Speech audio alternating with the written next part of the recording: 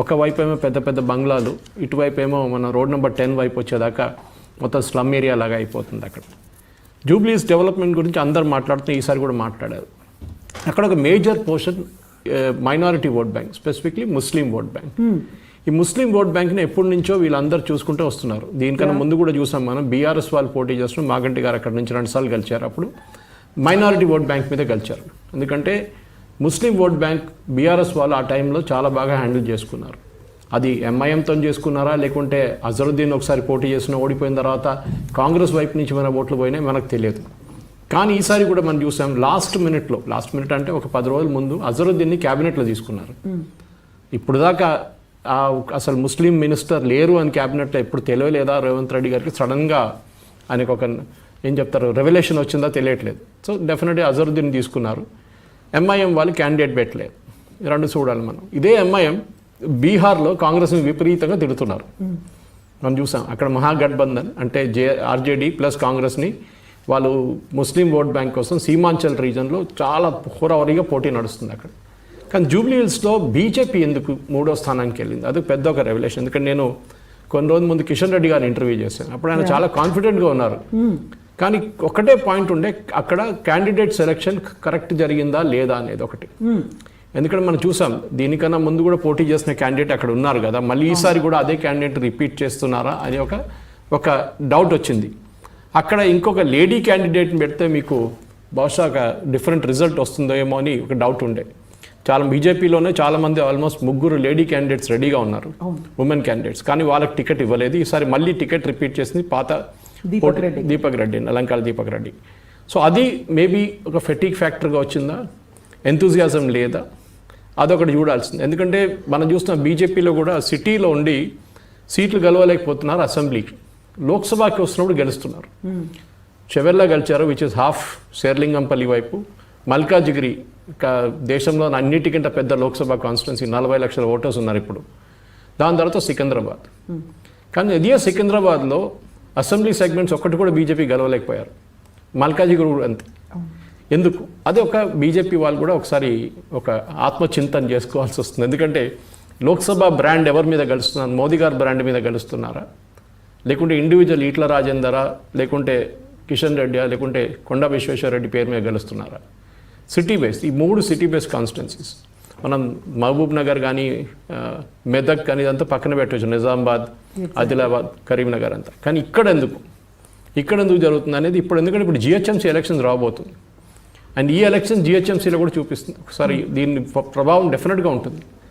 Last time BJP చాలా బాగా perform చేశారు, ఆల్మోస్ట్ 45 సీట్స్ వచ్చింది వాళ్ళకి. సో దాంట్లో అదే పర్ఫార్మెన్స్ ఈసారి రిపీట్ చేస్తారా? నేను అదే ప్రశ్న కిషన్ రెడ్డి గారి ద్వారా అడిగాను, మీకు ఉంటుందా ఈసారి కూడా మీ ఓటు వస్తుందంటే వస్తుంది, మాకు జిహెచ్ఎంసీ మీద మా నిఘా మొత్తం ఉంది, జూబ్లీస్ అంత ఇంట్రెస్ట్ వాళ్ళు చూపించట్లేదని నాకు కూడా అనిపించింది బాడీ లాంగ్వేజ్లో. సరే క్యాంపెయినింగ్ అంతా చేశారు, గల్లీలు తిరిగారు, అంతా చేశారా, చేయాల్సిందే అది. కానీ లాస్ట్లో end of the day result ఏంటో వస్తుంది, అదే ఇంపార్టెంట్ చాలా మాట. ఇప్పుడు ఈ జూబ్లీస్ కాన్స్టిట్యున్సీ కానివ్వండి, దాని పక్కన ఉన్న కాన్స్టిట్యున్సీలు కూడా మీరు చూస్తే ఎక్కడ దాని ప్రభావం పడుతుంది. తర్వాత ఉన్న ఎలక్షన్, రాబోయే ఎలక్షన్లో మీరు మహేశ్వరం దాకా వెళ్ళొచ్చు మీరు కావాలంటే. అది కూడా ఇప్పుడు సిటీ అయిపోయింది మొత్తం ఆల్మోస్ట్. ఇటువైపు మీరు శేర్లింగంపల్లి చూడొచ్చు, శేర్లింగంపల్లి నుంచి కొంచెం ముందుకెళ్ళి ఆ కాన్స్టిట్యున్సీలు కూడా దీని కిందనే వస్తుంది. ఇటువైపు ఏమో మీరు వెళ్తే మల్కాజిగిరికి దాని కింద ఉన్న చిన్న కాన్స్టిట్యున్సీస్ ఉన్నాయి, అక్కడ కూడా దాని ప్రభావం పడుతుంది డెఫినెట్గా. మల్కాజిగిరి, మెడ్చల్ కానివ్వండి, మిగతా దాంట్లో. సికింద్రాబాద్ వైపు వస్తే కంటోన్మెంట్, ఇప్పుడు కంటోన్మెంట్ ఎలక్షన్ రాబోతుంది. బహుశా జిహెచ్ఎంసీతోనే జరుగుతుంది, లేకుంటే జిహెచ్ఎంసీ తర్వాత జరగవచ్చు. అక్కడ కూడా ఏం జరుగుతుంది, అక్కడ వార్డులు ఉంటుంది, 8 నుంచి 10 వార్డులు ఉన్నాయి అక్కడ. ఆ వార్డుల మీద ఎలక్షన్ నడుస్తుంది అక్కడ కూడా బీజేపీ ఇన్ఫ్లుయెన్స్ ఉంటుందా, కాంగ్రెస్ మళ్ళీ తీసుకెళ్ళిపోతారా, బీఆర్ఎస్ మళ్ళీ తిరిగి వస్తారా? దీంట్లో ఇప్పుడు ఈ రిజల్ట్ చూస్తే సర్ప్రైజింగ్ ఏముందంటే ఒక సింపతి ఫ్యాక్టర్ ఉందో లేదా నాకు డౌట్ఫుల్. ఎందుకంటే మాగంటి గారు పోయిన తర్వాత అంత సింపతి ఫ్యాక్టర్ అయితే లేకుండే.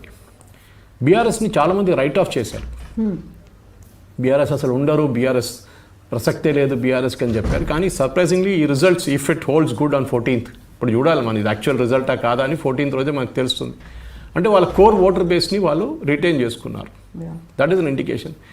చాలా ఇంపార్టెంట్. దానికన్నా ముస్లిం ఓట్ బ్యాంక్ స్ప్లిట్ అయ్యారు. 150,000 దాకా ఉన్న ముస్లిం ఓట్ బ్యాంక్ ఎవరికి ఓటేశారు? కాంగ్రెస్ ఓటేస్తే ఈ మెజారిటీ ఇంకా ఎక్కువ ఉంటుండే. ఇంకా చాలా ఎక్కువ ఉంటుంది. దానికోసం రేవంత్ రెడ్డి గారు మీరు చూస్తుంటారు లాస్ట్ మినిట్లో ప్యానిక్ చేయారు. ఒకటి అజరుద్దీన్ తీసుకున్న తర్వాత దాని తర్వాత మినిస్టర్లు ఎమ్మెల్యేలు అందరినీ కాన్స్టిట్యున్సీలు పెట్టారు. ఏదో పెద్ద ప్రెస్టీజియస్ లోక్సభ కాన్స్టిట్యున్సీ లాగా ఎలక్షన్ జరిగింది అక్కడ జూబ్లీహిల్స్లో. చిన్న అసెంబ్లీ సెగ్మెంట్ అది. ఎందుకంటే ఈ ముస్లిం ఓట్ బ్యాంక్ ఆయన కూడా డౌట్ వచ్చింది, ఓవైసీ నిజంగా సపోర్ట్ ఇస్తున్నారా లేకుంటే డబుల్ గేమ్ ఆడుతున్నారా అని రేవంత్ రెడ్డి కూడా డౌట్ ఉంది. ఎందుకంటే బీహార్లో నేను చెప్పిన దాని ప్రకారం అక్కడ పోటీ చేస్తున్నారు వ్యతిరేకంగా, కాంగ్రెస్ వ్యతిరేకంగా. ఇక్కడేమో pro Congress, not even pro Congress, న్యూట్రల్గా ఉంటున్నారు. బట్ నవీన్ యాదవ్కి గెలవాలని మేము ప్రచారం చేస్తామనే మాట చెప్పారు అసదుద్దీన్ ఓవైసీ. చెప్పారు కరెక్టే, కానీ ఆయన పోటీ ఇక్కడ క్యాంపెయిన్ చేశారా? ఆయన బీహార్లో ఎక్కువ కనిపించారు. నాకు తెలియదు, చేస్తుంటారు, బహుశా వాళ్ళ పార్టీ వాళ్ళు చేస్తుంటారు. కానీ ఎక్కువ అయితే బీహార్లోనే ఉన్నారు. ఆయన సీమాంచల్ రీజన్లో చాలా క్యాంపెయిన్ చేశారు. 25 కాన్స్టిట్యున్సీలో క్యాంపెయిన్ చేశారు ఆయన. 45 కాన్స్టిట్యున్సీలో క్యాండిడేట్ని పెట్టారు వాళ్ళు. సో అట్లాంటి పరిస్థితుల్లో ఇదే టైంలో జూబ్లీహిల్స్ వచ్చిన దానికి అటెన్షన్ ఇవ్వలేకపోయారా అనేది ఒక ప్రశ్న వస్తుంది అనమాట. కానీ అనుకుంటే ఫస్ట్ టైం ముస్లిమ్స్ కూడా మీరు చూసుంటారు, ముస్లిం ఎన్ బ్లాక్గా ఓట్ చేయట్లేదు. ఇది చాలా డౌట్. ఎందుకంటే లాస్ట్ టైం చార్మినార్ లోక్సభ కాన్స్టిట్యున్సీలో 40% ఓట్లు పడ్డాయి. ఎందుకు? యూజువలీ 60 నుంచి 70 నుంచి 80% దాకా ఓటు వెళ్తున్న చార్మినార్లో 40 పడింది. అంటే ముస్లిం ఓట్ బ్యాంక్ కూడా ఇప్పుడు ఓవైసీ గారిని పక్కన పెడుతున్నారా? వీళ్ళు కూడా ఇది చేయలేకపోతున్నారు. మా డెవలప్మెంట్ చార్మినార్ 70 సంవత్సరాలు, లేకుంటే ఈ అఖ్వత్పురా కానీ మలక్పేట్ కానీ ఈ కాన్స్టిట్యున్సీలన్నీ 70-80 సంవత్సరాల ముందు ఎట్లా ఉందో అది ఇప్పుడు కూడా అట్లనే ఉందని వీళ్ళకి ఒక ఫీలింగ్ ఉంది. డెవలప్మెంట్ ఏం లేదు. డెవలప్మెంట్ అంతా వెస్ట్ హైదరాబాద్లో జరుగుతుంది, కొంచెం నార్త్ హైదరాబాద్లో జరుగుతుంది. ఈస్ట్లో కూడా ఇటువైపు ఉప్పల్ వైపు నుంచి అటువైపు కొంచెం డెవలప్మెంట్ ఉంది. కానీ ఇటువైపు అసలు ఏం లేదు. మాకు మెట్రో లేదు, ఏం లేదు. ఇప్పుడైతే మెట్రో వర్క్ మొదలైంది అనుకోండి. సో మాకు డెవలప్మెంట్ ఏం లేదని చెప్పేసి ఓల్డ్ సిటీలో ఉన్న అదే ఫెటిక్ పాసిబ్లీ జూబ్లీహిల్స్ చూపిస్తుంది. సో ఇది చాలా ఇంపార్టెంట్ అనమాట. బీజేపీకి కూడా ఒక ఆత్మచింతన చేయాల్సి వస్తుంది. దీని తర్వాత క్యాండిడేట్ సెలెక్షన్ తప్పైందా, లేకుంటే ఇక ఈ చెప్పినట్ల ఒక ఫెటిక్ ఫ్యాక్టర్ వచ్చిందా, లేకుంటే ఈ పోరాటం యాక్చువల్లీ బీఆర్ఎస్ కాంగ్రెస్కే ఉంటే మేము అసలు పక్కనే ఉన్నాం, సైలెంట్ స్పెక్టేటర్గా ఉన్నాం, మేము న్యూట్రల్గా ఉన్నాం అని చెప్పి ఒక ఆర్గ్యుమెంట్ వాళ్ళు చేయొచ్చు. పాసిబుల్. అది డెఫినెట్గా బీజేపీ వైపు నుంచి చూడాలి. అది 14th రోజు వాళ్ళ పార్టీ రిప్రజెంటేటివ్ ఛానల్లో కూర్చున్నప్పుడు ఏం చెప్తారో, ఆ రోజు బీహార్ ఎలక్షన్ చూసి బాబా మేము బీహార్ గెలిచేసామని చెప్తారో అని చాలా మటుకు ఉండాలి. ఎందుకంటే ఇప్పుడు ప్రెస్టీజ్ దీనికన్నా ముందు చెప్పినట్టు జిహెచ్ఎంసీలో బీజేపీ ఏం చేయబోతున్నారు, వాటి క్యాండిడేట్ని ఇప్పుడే డిక్లేర్ చేస్తారా లేకుంటే తర్వాత ట్రివాండ్రం మున్సిపల్ కార్పొరేషన్ ఎలక్షన్స్ ఇప్పుడు రాబోతుంది, ఇంకా అనౌన్స్ చేయలేదు, ఇవాళ రేపు అనౌన్స్ చేస్తున్నారు. దానికన్నా ముందు Congress and BJP and CPM వాళ్ళ క్యాండిడేట్స్ అనౌన్స్ చేసేసారు. అక్కడ కూడా సేమ్, అక్కడ కూడా కౌన్సిలర్స్ అక్కడ వార్డుకి అక్కడ ఆల్రెడీ అనౌన్స్ అయిపోయింది. ఇక్కడ ఎందుకు చేయట్లేదు? మీరు లాస్ట్ మినిట్ దాకా క్యాండిడేట్ని సెలక్షన్ ఎందుకు చేయట్లేదు? వాళ్ళు క్యాంపెయిన్ చేయడానికి టైం ఎందుకు చేయట్లేదు? ఈ ముగ్గురు దగ్గర అడగాల్సింది. ఆల్మోస్ట్ నామినేషన్లకి ఫైల్ చేయడానికి లాస్ట్ డే మాత్రమే అనౌన్స్ చేశారు. టైం ఎక్కడ ఉంటుంది క్యాంపెయిన్ చేయడానికి? ఎస్పెషలీ ఈ మనం జిహెచ్ఎంసీలో లోకల్ ఇష్యూస్ చాలా ఉంటుంది. డ్రైనేజ్ కానివ్వండి, రోడ్లు కానివ్వండి, నీళ్ళు కానివ్వండి, కరెంట్ కానివ్వండి, అన్నీ ఉంటుంది ఇష్యూస్. అట్లాంటి దాంట్లో ఇల్లీగల్ కన్స్ట్రక్షన్స్, పేమెంట్ ఎంక్రోచ్మెంట్స్, ఇదన్నీ ఉంటుంది. పార్క్లు ఎంక్రోచ్ చేసుకున్నారు, హైడ్రా రోల్ ఏంటి దాంట్లో, ఇదంతా దాంట్లో వస్తుంది అనమాట. సో డెఫినెట్గా దీని ఇంపాక్ట్ ఎక్కడ వస్తుంది? ఈ హైడ్రా రోలు జూబ్లీహిల్స్లో కూడా కాంగ్రెస్ ఓట్లు తగ్గించిందా, అది కూడా మనం చూడాల్సింది. సార్ డెఫినెట్గా it will be interesting 14th రోజు ఈ వచ్చిన పోల్స్ అంతా. ఎందుకంటే దీంట్లో international national level poll agencies ఎక్కువ లేదు, అంతా లోకల్ వాళ్ళు చేశారు. సో వాళ్ళ మెథడాలజీ ఏంటి, వాళ్ళ శాంపుల్ సైజ్ ఏంటి, ఇదంతా మనం they have not stated it openly. మీరు 1,00,000 మందిని కాంటాక్ట్ చేస్తారా, 50,000 మందిని కాంటాక్ట్ చేస్తారా, మీరు ఆఫ్లైన్ ఎంత ఆన్లైన్ ఎంత, ఇదంతా వాళ్ళు స్టేట్ చేయాలంటే చేయలేదు చాలా మటుకు. చాలా సైంటిఫిక్ మెథడ్స్ ఫాలో అయ్యారా లేదా అని ఎందుకంటే నాకు డౌట్ ఉంది. ఎందుకంటే వీళ్ళు ఏం చేస్తారంటే ఫస్ట్ 100 మందిని కలుస్తారు, 100 మందిని కలిసిన తర్వాత ఆ రిజల్ట్స్ని ఎక్స్ట్రాపోలేట్ చేస్తారు. మీరు ఎప్పుడు ఒక శాంపుల్ సైజ్ తీసుకున్నప్పుడు ఎలక్షన్ శాంపుల్ సైజ్ ఎగ్జిట్ పోల్స్కి అక్కడ ఉన్న కాన్స్టిట్యూయెంట్స్ అంటే అక్కడ ఉన్న voters, okay for example 38% Muslims ఉన్నారని ఒక అంచనా వేసుకుందాం మనం. This figure may not be correct. So 38 Muslim ఓటర్స్ని కాంటాక్ట్ చేయాలి మీరు 100లో. Then you can extrapolate the results. ఇంకోటి ఏంటంటే కొంతమంది నిజం చెప్పరు, సైలెంట్ ఓటర్స్ అంటాం. వీళ్ళు పార్టీ వాళ్ళైనా ఒట్టిగా ఎగ్జిట్ పోల్ అని చెప్పి ఇక్కడ వచ్చారు, రేపు నన్ను రోడ్డు మీద కలిస్తే కొడతారు వీళ్ళు అని చెప్పి భయపడి వాళ్ళు అబద్ధం కూడా చెప్పొచ్చు. అది కూడా ఉంటుంది మోస్ట్లీ. వీళ్ళకేసిన ఓట్లు వాళ్ళకంటారు, వాళ్ళకేసిన ఓట్లు వీళ్ళకంటారు. మన కంట్రీలో ఎగ్జిట్ పోల్స్ చాలా మటుకు తప్పు వచ్చింది, కానీ 90% ఎగ్జిట్ పోల్స్ ఆర్ కరెక్ట్, దాంట్లో డౌట్ లేదు. వాజ్పేయి గారు ఇండియా షైనింగ్ క్యాంపెయిన్ టైంలో ఓడిపోయినది ఒకటి క్లాసిక్ కేస్ అది, that they going to win అని చెప్పారు. లాస్ట్ టైం మోదీ గారు 300, 320 అని చెప్పిన ఫిగర్ కూడా 400 పార్ దాకా వచ్చినప్పుడు కూడా లాస్ట్ బీజేపీకి 270 దగ్గర వచ్చి ఆగిపోయింది, 240 దగ్గర వచ్చి ఆగిపోయింది. సో అట్లాంటి ఎగ్జాంపుల్స్ ఉన్నాయి మన దగ్గర. బట్ ఓవరాల్గా ఒక ఫీలింగ్ ఏంటంటే కాంగ్రెస్కి బీఆర్ఎస్ చాలా బాగా ఛాలెంజ్ ఇచ్చారు. అంటే BRS still not a right of. మనందరం అనుకున్నాం కవిత గొడవ, కేటీఆర్కి ఇంట్రెస్ట్ లేదు, హరీష్ రాలేదు బయటికి, కేసీఆర్ బయటికి రాలేదు. సో ఇది ఒక రైట్ ఆఫ్ క్యాంపెయిన్ అయిపోయిందా? మాగంటి సునీత ఒకరే పోటీ చేస్తారా? మళ్ళీ నిన్న ఆమె ఎందుకు ధర్నా చేస్తుంది, ఎలక్షన్ క్యాన్సిల్ చేయమని ఎందుకు చెప్తుంది? ఆమె ఇంత స్ట్రాంగ్గా వచ్చినప్పుడు కూడా why did she ask for it అని చాలా డౌట్స్ ఉన్నాయి ఇప్పుడు కూడా. చూడాలి. ఎనీవే 14th రోజు మనకి ఇదంతా చాలా క్లియర్గా ఈ రిజల్ట్స్ అన్ని బయటకు వస్తుంది కవిత. సో ఇప్పటికైతే సైలెంట్ ఓటర్లు, స్లమ్ ఓటర్లు, అర్బన్ ఓటర్లు ఇవన్నీ కూడా ఒక చాలా డివిజన్ అనేది అయితే చాలా క్లియర్గా కనిపిస్తుంది. ఇంకా 3 to 5% కనిపిస్తుంది డిఫరెన్స్ ఎగ్జిట్ పోల్స్లో మీరు చూస్తే. అవును, ఏ ఎగ్జిట్ పోల్ అయినా తీసుకున్నప్పుడు లోకల్ వాళ్ళు చేసినా కానీ ఎవరు చేసినా కానీ 3 to 5% చూస్తుంది. సో ఆ పరిస్థితులు చూస్తే మీరు ఎవరైనా కానీ చాణక్య స్ట్రాటజీస్ కానీ, ఇప్పుడు ఇండియా పల్స్ టుడే వాళ్ళు చేసిన mission Chanakya, mega political strategy, వీళ్ళందరూ చేసిన దాంట్లో కూడా అన్నిట్లో ఒక 3 నుంచి 5% దాకా డిఫరెన్స్ కనిపిస్తుంది. కొన్ని దాంట్లో 2 కనిపిస్తున్నాయి. సో ఇది బహుశా this is two close to call అంటారు ఇంగ్లీష్లో. ఎందుకంటే ఎప్పుడైనా ఎగ్జిట్ పోల్ ఇచ్చినప్పుడు ఒక మార్జిన్ ఆఫ్ ఎర్రర్ ఇస్తారు, +or-5%, +or-3%. అది దీంట్లో స్టేట్ చేయలేదు ఎగ్జాక్ట్లీ ఎర్రర్ మార్జిన్ ఎంత ఉంది. అటువైపు వెళ్ళొచ్చు, ఇటువైపు వెళ్ళొచ్చు, అది చూడాల్సింది డెఫినెట్గా. అయితే ఇక్కడ బీఆర్ఎస్ వైపు నుంచి వస్తున్నటువంటి ఒక వాదన ఏంటంటే చాలా వరకు సైలెంట్ ఓటర్లు అనే వాళ్ళు ఉన్నారు. ఇప్పుడు ప్రభుత్వంలో మా పార్టీ లేదు కాబట్టి బయటికి వచ్చి వాళ్ళు ఎవరైనా ఓపెన్ అయ్యి చెప్పారు అంటే మాకు వచ్చేటువంటి పథకాలు పోతాయేమో, లేకుంటే మమ్మల్ని టార్గెట్ చేస్తారేమో అనే దాంట్లో సైలెంట్ గా ఉండిపోయారు. That is going to make a huge difference అనే మాట బీఆర్ఎస్ నుంచి ఉంది. కరెక్ట్. సైలెంట్ ఓటర్స్ ఉంటారు, ఎస్పెషల్లీ యంగ్ ఓటర్స్. వాళ్ళు ఎప్పుడు చెప్పారు ఎవరికి ఓట్ వేశారనేది. కానీ ఈసారి మనం ఓటింగ్ పర్సంటేజ్ చూస్తే దాంట్లో యంగ్ ఓటర్స్ అని సపరేట్గా మన కేటగిరీ లేదు. అక్కడ మేల్ అండ్ ఫీమేల్ ఉంటుంది, కానీ యంగ్ ఓటర్స్ ఎప్పుడు చూపించారు సపరేట్గా ఎలక్షన్ రోల్స్. కానీ మనం చూస్తే బోరబండ కానీ, యూసుఫ్గూడ కానీ ఇట్లాంటి ఏరియాలో కూడా ఈ టర్న్అవుట్ ట్రెండ్ కూడా చూడాలి మీరు. ఆ ఏరియాస్లో కూడా బోరబండ అండ్ హిస్టారిక్లీ వీళ్ళంటే లోవెస్ట్ టర్న్అవుట్స్ ఉంటారు ఎప్పుడు అక్కడ ఆ ఏరియాలో. సో ఈసారి కూడా అంతే కదా, ఈసారి కూడా జరిగిందా? కాదు, ఈసారి కూడా లో టర్న్అవుట్ వచ్చింది అక్కడ కూడా. ఎందుకు? అదొకటి. ఇంకోటి రెండోది, ముస్లిం మహిళలు ఎవరికి ఓటేశారు? ముందెట్లా ఉంటుందంటే ఇప్పుడు నార్త్ ఇండియా లాగా ఒక ముఖ్య ఉంటారు విలేజ్కి, సర్పంచ్ ఒక పెద్ద చెప్తారు, ఆయన చెప్తారు ఈ కాంగ్రెస్కి ఓటేయండి, బీజేపీకి ఓటేయండి అంటే మొత్తం విలేజ్ వెళ్ళి వాళ్ళకి ఓటేస్తారు. కానీ ఇప్పుడు మనం బీహార్లో చూస్తున్నాం, అక్కడ యూజువలీ వాళ్ళ ఫ్యామిలీలో ఉన్న మెన్ ఫోక్ అంటే మా మహిళలు వాళ్ళ పేరు వాళ్ళ హస్బెండ్ ఏం చెప్తారు అదే వింటారు వాళ్ళు. కానీ ఈసారి జరగట్లేదు అట్లా. ఈసారి there is going to be huge change. ఎందుకంటే ఆ స్వింగ్ వచ్చింది. పాసిబ్లీ ఆ స్కీమ్ తీసుకొచ్చారు నితీష్ కుమార్ గారు, 10,000 రూపీస్ అకౌంట్లో వేశారు, దాంతో చేంజ్ వచ్చిందని ఒక పెద్ద డౌట్ వస్తుంది. కానీ ఇక్కడ ఈసారి మనం రేవంత్ రెడ్డి గారు ఇచ్చిన పొలిటికల్ స్టేట్మెంట్స్ కూడా నేను అనుకున్నది బీజేపీకి ఒక అడ్వాంటేజ్గా వస్తుందని. అంటే కాంగ్రెస్ హై తో ముసల్మాన్ హై, ముసల్మాన్ హై తో కాంగ్రెస్ హై అని చెప్పిన స్టేట్మెంటు నేను అనుకున్న బీజేపీ వాళ్ళు తీసుకొని ఫుట్బాల్ ఆడుకుంటారని. కానీ వాళ్ళు చేయలేదు. అది బహుశా వాళ్ళు వాడుకోలేదు ఎగ్జాక్ట్లీ. ఒక ధృవీకరణ అని చెప్పొచ్చు కదా, మరి ఎప్పుడు జరుగుతుంది అది.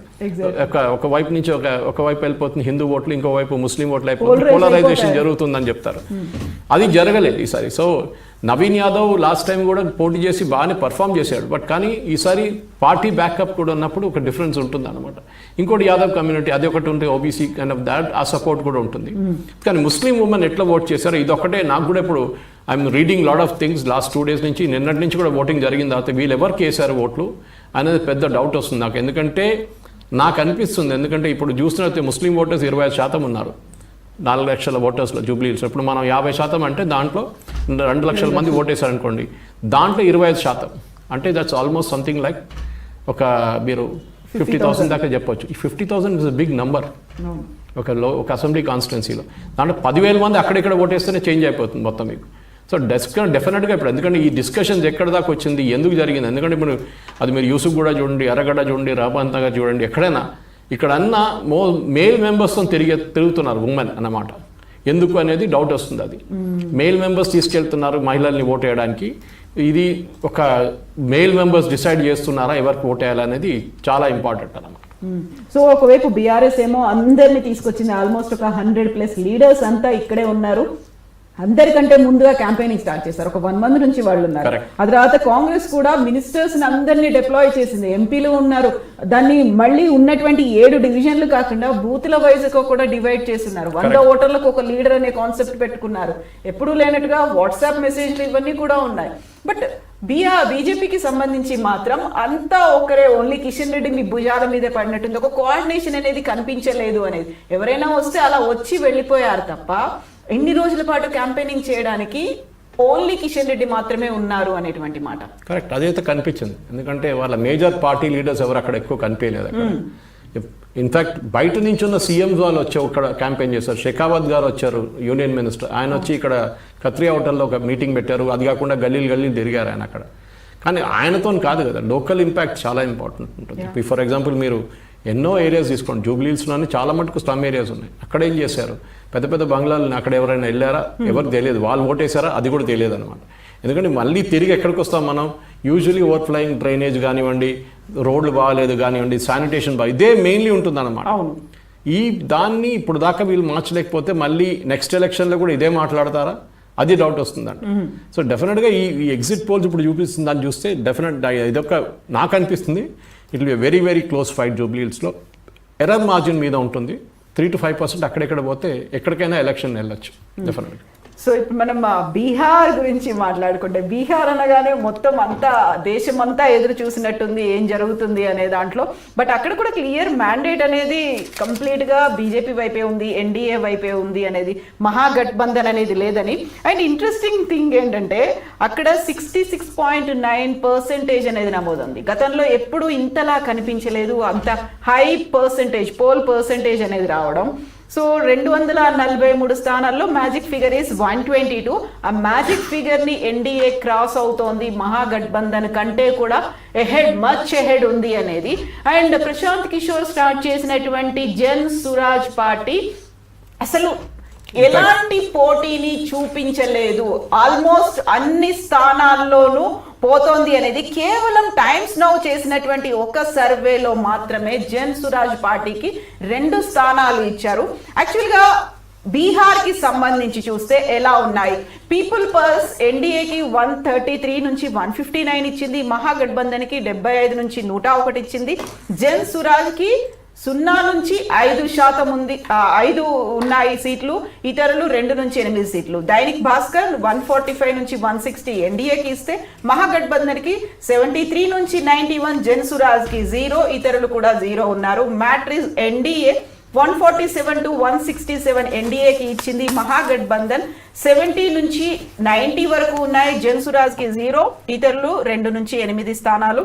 పీపుల్స్ ఇన్సైట్ ఎన్డీఏ 133 నుంచి 148, మహాగఠబంధన్ 87 నుంచి 102, జన్ సురాజ్ కి 0 ఉంది, ఇతరులు 3 to 6 అనేవి కనిపిస్తోంది. యాక్చువల్గా టైమ్స్ నౌ తప్ప ఎక్కడా కూడా ప్రశాంత్ కిషోర్ పార్టీకి అయితే ఇవ్వలేదు. సార్ జన్ సురాజ్ ప్రశాంత్ కిషోర్ అంటే తనే ఒక పెద్ద స్ట్రాటజిస్టు, సర్వేలు చేస్తారు, ఎలా ఎన్నికల్లో ఎదుర్కోవాలి అనేది బోల్డ్ అంత వ్యూహ రచన అనేది ఉంటుంది. పార్టీలన్నీ ఆయన హైర్ చేసుకుంటారు. మోదీ గారు రైట్ హ్యాండ్ ఉండే ఎగ్జాక్ట్లీ సీఎం ఉన్నప్పటి నుంచి, గుజరాత్ సీఎం ఉన్నప్పటి నుంచి 2014 క్యాంపెయిన్ నడిపించింది మొత్తం Prashant Kishor, citizens for accountable governance అని. తర్వాత ఆయన ఐపాక్ పెట్టుకున్నారు, కానీ దానికన్నా ముందు అదే ఉండే. నేను ఆయనతో వారణాసిలో I was there in the same building, campaign నడిపిస్తున్నాడు మోదీ గారిది. అదే బిల్డింగ్లో వాళ్ళు 3 ఫ్లోర్లు తీసుకున్నారు మన citizens for accountable. Prashant Kishor కూడా అక్కడే ఉన్నారు ఆ టైంలో. చాయ్ పే చర్చ ఇట్లాంటి కాన్సెప్ట్ తీసుకొచ్చింది వీలే కంప్లీట్గా.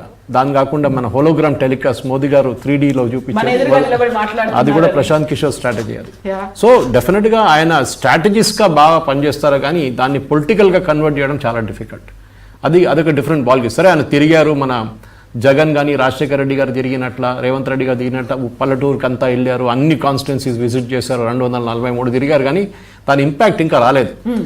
ఇంపాక్ట్ ఎక్కడ జరుగుతుంది అనుకున్నారు, పట్నా సిటీ అనుకున్నారు. ఎందుకంటే అక్కడ ఎడ్యుకేటెడ్ యంగ్స్టర్స్ ఉంటారు, కానీ పట్నా సిటీలో ఓటింగ్ అన్నిటికంటే తక్కువ ఉండే. సో దానికోసం ఆయన మూడు కూడా కంప్లీట్గా పడిపోయింది. డెఫినెట్గా మీరు చెప్పినట్లు I don't think you will get even 1 seat, కానీ ఎక్కడో 3-5% ఓట్లు తీసుకెళ్ళిపోతారు. అది ఎవరు ఓట్లు అనేది, anti incumbency vote, Nitish Kumar వ్యతిరేకంగా ఉన్న ఓట్లు తీసుకెళ్ళిపోతారా, లేకుంటే బీజేపీకి వచ్చే మోదీ గారిది యంగ్ ఓటర్స్ని తీసుకెళ్ళిపోతారా, అది చూడాల్సింది ఎలక్షన్లో. కానీ మీరు చెప్పినట్లు దానికన్నా ముందు కవిత గారు చాలా ఇంపార్టెంట్ ఒక ఫ్యాక్టర్ ఏమిటంటే మహిళల ఓటు బీహార్లో చాలా ఇంపార్టెంట్. ఎందుకంటే ఇప్పుడు లేని మన ఫస్ట్ టైం సిన్స్ 1951 ఆల్మోస్ట్ మనం మాట్లాడుతున్న 70 సంవత్సరాలు చెప్పొచ్చు. 70 సంవత్సరాల తర్వాత కూడా వాట్ యూఆర్ సీయింగ్ ఒక మహిళల ఓటర్లు అండ్ ఓటింగ్ పర్సంటేజ్ కూడా మనం చూసాం. టోటల్ ఓటింగ్ పర్సంటేజ్ ఈసారి 66.9. ఓకే, దట్ ఫైనల్ ఫిగర్ వచ్చేదాకా మీకు బహుశా అది 67 అయిపోతుంది. ఓకే, లాస్ట్ మినిట్ అడ్జస్ట్మెంట్స్ ఉంటుంది ఇంకా అక్కడిక్కడ. సో 66 అని పెట్టుకుంది, 66.9 అనగానే highest since 1951 and we are 2025 now. So మీరు అక్కడ 50 ప్లస్ ఇక్కడ 25, 75 ఇయర్స్ మీరు చూస్తున్నారనమాట. దీంట్లో చాలా ఇంపార్టెంట్ ఏంటంటే ఈ ఫిగర్స్లో ఫస్ట్ ఫేజ్లో జరిగిన దాంట్లో 1,76 లక్షల ఎలక్టరేట్స్ ఉంటే 69 అప్పుడు ఓటు పడ్డది ఫీమేల్స్లో. మేల్స్లో 61. అక్కడే మీకు ఒక ఆల్మోస్ట్ 7% గ్యాప్ వచ్చేసింది. సో ఫీమేల్ ఓట్ పర్సెంటేజ్ ఎక్కువ వస్తుంది. ఎందుకని వాళ్ళు అంత ఇంట్రెస్ట్ చూపించారు? ఒకటి, మనం 2011 సర్వే తీసుకుంటే కవిత గారు 72 లక్షల మంది బీహారీలు అవుట్ సైడ్ బీహార్ ఉన్నారని చెప్పారు. మనం 2025లో ఉన్నాం. అంటే 14 సంవత్సరాల్లో ఆ నంబర్ ఇంకా పెరుగుతూ ఉంటుంది అక్కడ. అప్పుడు 70 లక్షలు ఉంటే డెఫినెట్గా ఇప్పుడు 2025కి వచ్చేదాకా నేను అనుకుంటా, నా అంచనా ప్రకారం అట్లీస్ట్ 3 కోట్ల మంది బీహారీలు బీహార్ బయట పనిచేస్తున్నారు. ముంబై ఉండొచ్చు, ఢిల్లీ ఉండొచ్చు, హైదరాబాద్ ఉండొచ్చు, చెన్నై ఉండొచ్చు, బెంగళూరు ఉండొచ్చు. వీళ్ళు చాలామంది వెళ్ళారా లేదా అని డౌట్ వస్తుంది. ఎందుకంటే ఛత్ పూజకి వెళ్ళారు చాలామంది. కానీ మనం మొన్న కూడా చూసాం హైదరాబాద్లో చాలా మటుకు న్యూస్ పేపర్ మీడియా వాళ్ళు ఇంటర్వ్యూ చేసినప్పుడు వీళ్ళు అంటున్నారు, హైదరాబాద్ ఒకటే కాదు, ఈవెన్ ముంబైలో కూడా వీళ్ళకి చాలా స్ట్రాంగ్ కాంట్రాక్ట్స్ పెట్టుకున్నారు వీళ్ళతో, కాంట్రాక్టర్ వాళ్ళు అగ్రిమెంట్. మీరు కనిపించకపోతే, ఒక వారానికి కనిపించకపోతే మొత్తం మీ ఉద్యోగం ఉండదు తిరిగి వచ్చినప్పుడు. వీళ్ళకి ఆ భయం ఉండే. సో కొంతమంది అన్నారు ఎందుకు ఈ ఓటుకి వెళ్ళడానికి, పోతే పోయింది. కొంతమంది ఏమన్నా ఛత్ పూజకి వెళ్తున్నాం కదా, అది ఆల్రెడీ ఫ్యాక్టర్ చేసుకుంటారు. ఇక్కడున్న బిల్డర్స్ అందరూ ఫ్యాక్టర్స్ చేసుకుంటారు. ఆ నెల ఎక్కువ పని నడవదు హైదరాబాద్. హైదరాబాద్ చాలా మటుకు మెయింటెనెన్స్ అంతా నడుస్తుంది కానీ కన్స్ట్రక్షన్ యాక్చువల్లీ జరగదు. 72 ఇప్పుడు 1.5 అని పెట్టుకుందాం. 1.5 crore మెయిల్ ఓటర్స్ లేరు. ఆ ప్రాబ్లం. సో అక్కడ న్యాచురల్గా ఫీమేల్ ఓటర్స్ పెరుగుతుంది. ఇంకోటి, మీరు 64 లక్షల మంది ఓటర్స్ని లిస్ట్ నుంచి తీసేశారు. అది various reasons, duplicate voters, dead voters and permanently migrated voters. Naturally me voting percentage పెరుగుతుంది. ఎందుకంటే మీ ఇన్యాక్టివ్ ఓటర్స్ ఈ 64 లక్షల మంది ఎట్లయినా ఓటు వేయరు కదా. ఇప్పుడు వాళ్ళు తీసేసినప్పుడు 100లో 64 మీరు ఒక పర్సంటేజ్ వైజ్ తీసుకుంటే కూడా మీ ఓటింగ్ పర్సంటేజ్ 5-6% తక్కువ ఉంటే కూడా ఎక్కువ అని చూపిస్తుంది అది. Because the actual percentage has gone up. నిన్న I'm surprise that no media is actually looked at that number. కానీ ఓవరాల్గా కవిత గారు చూస్తే మనం ఇప్పుడు మొత్తం ఓట్లు పడ్డది అక్కడ బీహార్లో ఉన్నది 7.45 lakh ఓటర్స్ ఉన్నారు, యాక్టివ్ ఓటర్స్. దాంట్లో 66.9 పడ్డది. సో మనం నంబర్స్ చూద్దాం, దాంట్లో యాక్చువల్ నంబర్స్ ఎంత. 2020లో అప్పుడు పడ్డది 58.7% ఓట్లు. ఈసారి 66.9, ఆల్మోస్ట్ మీరు చెప్పొచ్చు ఒక 8% మోర్ ఓటర్స్ అని చెప్పొచ్చు. అది కాకుండా last time active voters, total voters ఉన్నది 7,06,00,000. ఈసారి 7,45,00,000. 64 తీసేసిన తర్వాత కూడా లేకుండా 8 కోట్లు ఉంటుండే. ఇప్పుడు 66.9, ఈసారి 66.9 పడ్డ. యాక్చువల్ లాస్ట్ టైం ఓట్ వేసిన వాళ్ళు 4,14,00,000 మంది. ఈసారి ఓట్ వేసిన 4,98,00,000. అంటే there is an increase of almost మీరు చెప్పొచ్చు ఒక 70 to 80 lakh voters extra voters వేసారు ఈసారి. అది చాలా పెద్ద నెంబర్. అది ఎవరికి పడ్డది ఓట్లు, అది చాలా ఇంపార్టెంట్. దీంట్లో చాలామంది యంగ్స్టర్స్ ఉన్నారు హు క్రాస్డ్ 18 to 21. ఆ ఏజ్ గ్రూప్లో లాస్ట్ 5 సంవత్సరాలు యాడ్ అయిన ఓటర్లు ఈసారి ఇప్పుడు లాస్ట్ మినిట్ అడిషన్లో కూడా 24 లక్షల మందిని యాడ్ చేశారు. 18 to 21 జూలై క్రాస్ చేసిన వాళ్ళు కూడా ఎవరికి ఓట్ వేశారని చాలా ఇంపార్టెంట్ ఉంటుంది. అది యంగ్ ఐకాన్ అయిన రాహుల్ గాంధీకి వేశారా, లేకుంటే old icon but young at heart మోదీకి వేశారని మనం చూడాల్సి వస్తుంది. ఇంకోటి ఏంటంటే మనం చూడాల్సింది, లాస్ట్ టైం 144 స్థానాల్లో పోటీ చేసిన రాష్ట్రీయ జనతాదళ్, మీరైతే ఎగ్జిట్ పోల్స్ చెప్పేశారు నంబర్స్. ఇప్పుడు 104 స్థానాల్లో పోటీ చేస్తున్న రాష్ట్రీయ జనతాదళ్ 75 గెలుచుకున్నారు. Almost there strike rate has been 50%. అదే టైంలో బీజేపీ 110లో పోటీ చేస్తే 74 గెలిచారు, విచ్ ఇస్ ఎక్సలెంట్ వాళ్ళకి. ఎందుకంటే 146లో 75, 110లో 74 గెలిచారు. వెరీ గుడ్ పర్సంటేజ్ వాళ్ళది. And but the total votes naturally ఎక్కువ ఉంటుంది ఆర్జేడీ, ఎందుకంటే వాళ్ళు ఎక్కువ నెంబర్ సీట్లో పోటీ చేశారు. జనతాదళ్ యూనైట్ లాస్ట్ టైం 28 సీట్లలో చిరాగ్ పాస్వాన్ వాళ్ళ పార్టీ వాళ్ళని ఇంపాక్ట్ చేశారు వాళ్ళ ఓట్ని. దానికోసం వాళ్ళ సీట్లు తగ్గింది. లాస్ట్ 115 సీట్లు, బీజేపీ కన్నా ఎక్కువ సీట్లు పోటీ చేశారు, 5 సీట్లు. కానీ వాళ్ళకి వచ్చింది 43. బీజేపీకి 71, వీళ్ళకి 43. అక్కడ పెద్ద ఒక ఇంపాక్ట్ లాస్ట్ టైం జరిగింది. In fact they came runner up in 59 constituencies, second పొజిషన్లో వచ్చారు. కాంగ్రెస్ వాళ్ళ స్థితి చాలా దారుణంగా ఉంది. 70 పోటీ చేస్తే 19 గెలిచారు లాస్ట్ టైం. సో ఇదే స్ట్రైక్ రేషియో ఈసారి కూడా ఉన్నప్పటికే దానికోసం తేజస్వి యాదవ్ ఎక్కువ సీట్లు కాంగ్రెస్కి ఇవ్వలేదు. అడిగారు వాళ్ళు, మాకు 70 కావాలి, 80 కావాలంటే మీకు ఇంతే ఇస్తాను తీసుకోండి, ఎందుకంటే strike ratio RJD is very good. కానీ కాంగ్రెస్ అంత బాగాలేదు. సో ఓవరాల్గా చూస్తే ఈసారి మన ఎగ్జిట్ పోల్స్ చూస్తే communist party of India, Marxist Leninist, last time వాళ్ళు 12 సీట్లు గెలిచారు, 12 సీట్స్. కానీ ఈసారి చూడండి బీహార్లో ఉన్న నక్సలైట్ ప్రోన్ ఏరియాస్లో కూడా ఈసారి ఓటింగ్ చాలా బాగా జరిగింది. సో బహుశా వాళ్ళ ఇంపాక్ట్ సిపిఐఎంఎల్ అంటే అందరికి తెలిసిందే, it's almost like a front for the Naxalites. వాళ్ళ ఇంపాక్ట్ అక్కడ తగ్గింది. దానికోసం ఇప్పుడు చూపిస్తున్న ఎగ్జిట్ పోల్లో 2 నుంచి 4 సీట్లు చూపిస్తున్నారు అదర్స్కి. ఎగ్జాక్ట్లీ +3 ఉంటుంది. దాంట్లో ఎంఐఎం ఉన్నారు, మర్చిపోకండి. సీమాంచల్ రీజన్లో అసదుద్దీన్ ఓవైసీ చాలా యాక్టివ్గా క్యాంపెయిన్ చేశారు, 45 సీట్లు పోటీ చేస్తున్నారు ఆయన. అండ్ చూడండి ఆయన చేసిన క్యాంపెయిన్ వీడియోస్ చూడండి, ఎక్కడ బీజేపీని అటాక్ చేయలేదు. అక్కడక్కడ మోదీ గారు చెప్పారు 15 లక్షలు అది ఇదని చెప్పారు, కానీ అటాక్ ఎంజీబీ మహాగఠబంధన్ మీద చేశారు, అండ్ స్పెసిఫిక్లీ ఆర్జేడీ మీద. ఎందుకంటే బీఆర్ఎస్ కి బీజేపీకి బి టీమ్ లాగా ఏమైనా వర్క్ చేసింది, కానీ ఆయనకు తెలుసు ఆయన ఓట్లు బీజేపీకి ముస్లిం ఓట్లు పోవు, పోతే కాంగ్రెస్ పోతుంది, లేకుంటే ఆర్జేడీకి వెళ్తుంది. వాళ్ళని అటాక్ చేస్తే ఆ ముస్లిం ఓటు నేను గుంజుకోవాలి. లాస్ట్ టైం ఆయన కోపం ఏంటంటే 5 సీట్లు గెలిచిన తర్వాత వీళ్ళు 4 ఎమ్మెల్యేలు కొనుక్కున్నారు ఆర్జేడీ వాళ్ళు. ఆ కోపం ఒకటి ఉంది, దానికోసం ఆయన అలయన్స్లో కూడా వెళ్ళలేదు, ఈసారి సపరేట్గా పోటీ చేశారు. ఇంకోటి ప్లస్ పాయింట్ అంటే చిరాగ్ పాస్వాన్ ఎన్ని ఓట్లు తీసుకొస్తాడో, ఎంత పర్సెంటేజ్ ఓట్లు తీసుకొస్తాడు. ఎందుకంటే లోక్సభ ఎలక్షన్లో చాలా బాగా పర్ఫామ్ చేశారు చిరాగ్ పాస్వాన్ వాళ్ళ పార్టీ. అప్పుడు బీజేపీతో అలయన్స్, లాస్ట్ టైం ఇండిపెండెంట్గా అంటే not part of the alliance పోటీ చేసి నేను చెప్పినట్లు 25 కాన్స్టిట్యున్సీలో ఇంపాక్ట్ క్రియేట్ చేశారు, especially JDU constituency. Chirag Paswan ఓట్లు యాడ్ చేస్తే ఈసారి డెఫినెట్గా the impact will be there. And definitely మన చిన్న పార్టీలు చాలా ఉన్నాయి, మీరు చూసుంటారు. వికాస్శీల్ ఇన్సాన్ పార్టీ అని మహాగఠబంధన్లో, హిందుస్థాన్ ఆవామ్ మోర్చా అని చెప్పి బీజేపీ వైపు ఉన్నది. అట్లా లాస్ట్ టైం సిపిఎం కూడా 6 సీట్లు పోటీ చేస్తే 2 గెలిచారు అక్కడ, communist party of India. So వాళ్ళకు కూడా ఒక 2 సీట్లు 3 సీట్లు అక్కడ ఉన్నాయి. ఈవెన్ సిపిఎం 2 సీట్లు గెలిచారు. అంటే మొత్తం మీరు కమ్యూనిస్ట్ అలయన్స్ పెట్టుకుంటే 12 + 2 + 2 16 సీట్లు గెలిచారు వాళ్ళు, which is a big number in 243. ఎందుకంటే బీజేపీ అంటే NDA alliance and MGB alliance difference చూస్తే ఎక్కువ లేదు, కానీ 12 సీట్లు ఇస్ బిగ్ నంబర్. కానీ ఈసారి అది తగ్గి సిపిఐకి సీట్లు రావనుకుంటాను. ఈసారి వస్తే కూడా సిపిఎంఎల్కి వస్తుంది, అది కూడా 2 నుంచి 4 సీట్లను చూపిస్తుంది. అది మనం చూడాల్సిందే డెఫినెట్గా. సో ఓవరాల్ పిక్చర్ చూస్తే yes, it is going to be exciting. మనం 14 తారీఖు వెయిట్ చేయాల్సి వస్తుంది, ఏం జరగబోతుంది అక్కడ, ఎట్లాంటి ఓట్లు పడతాయి. ఎందుకంటే నా అంచనా ప్రకారం నా దాంట్లో ఉన్న హయ్యెస్ట్ సెకండ్ ఫేజ్ ఓటింగ్ జరిగింది సీమాంచల్ ఏరియాలో. Last time Seemanchal is Muslim area, మన అందరు తెలిసిందే. ఇట్స్ హార్డ్ కోర్ ముస్లిం. కిషన్గంజ్ కానివ్వండి, మీ దగ్గర పూర్ణియా కానివ్వండి, కతిహార్ అండ్ అరియా, ఈ ఏరియాస్లో కూడా ముస్లిం ఓట్స్ చాలా ఉన్నాయి. కానీ లాస్ట్ అక్కడ కూడా బీజేపీకి ఓట్స్ వచ్చినాయి అక్కడ, which is a surprising thing. అది ఓవైసీ ఓట్లు తీసుకెళ్ళిపోయారా అన్న పడిందని నాకు కూడా డౌట్ వస్తుంది. ఈసారి కూడా అదే బహుశా జరగవచ్చు అక్కడ. Spoil sport B team of BJP అనేది it possibly there. I think we have covered overall in Lok Sabha. కానీ లాస్ట్ టైం లోక్సభ పోల్స్లో మీరు లోక్సభ దాన్ని తీసి ఎక్స్ట్రాపోలేట్ చేస్తే లోక్సభలో అదే అసెంబ్లీ సెగ్మెంట్స్ లాస్ట్ టైం 159 నుంచి 162 సీట్లు ఎన్డీఏకి వచ్చింది. But you can see always argument, అక్కడ బ్రాండ్ మోదీ ఉంది, ఇక్కడ brand Tejashwi versus brand Nitish. కానీ ఆ ఎక్స్ట్రాపోలేషన్లో కూడా అదే రిపీట్ అయినట్లుంది ఈసారి. మోదీ గారు చాలా ఎక్స్టెన్సివ్గా క్యాంపెయిన్ చేశారు బీహార్లో, బహుశా ఆయన ఇంకా ఏ స్టేట్లో ఇంత క్యాంపెయిన్ చేయలేదు ఆయన. సో ఆ ఇంపాక్ట్ చూపిస్తుంది. అండ్ లోక్సభ 2024 అదే రిజల్ట్స్ ఇప్పుడు 2025 అసెంబ్లీలో కూడా రిపీట్ అవుతూ ఉంటుంది. అదే కనిపిస్తుంది నాకైతే మోస్ట్లీ. ఇంకోటి అంటే అఫ్కోర్స్ ఉమెన్ ఓటర్స్ తక్కువ ఉన్నారు బీహార్లో, 42.33 లక్షలు తక్కువ ఉన్నారు. కానీ ఓటింగ్ వచ్చేదాకా వాళ్ళు 4% ఎక్కువ. లాస్ట్ టైం కూడా అంతే. Last time their voting percentage was more. Maybe the men folk are missing. వీళ్ళందరూ బయట పనిచేస్తున్నారు, వాళ్ళు ఓటింగ్ రాలేదు. లాస్ట్ టైం ఛత్ పూజ కూడా ఆ టైంలో 2020లో ఛత్ పూజ ఇంకో మంత్లో ఉండే, ఇంకో నెలలో ఉండే. ఈసారి Chhath Puja is very close to the first phase.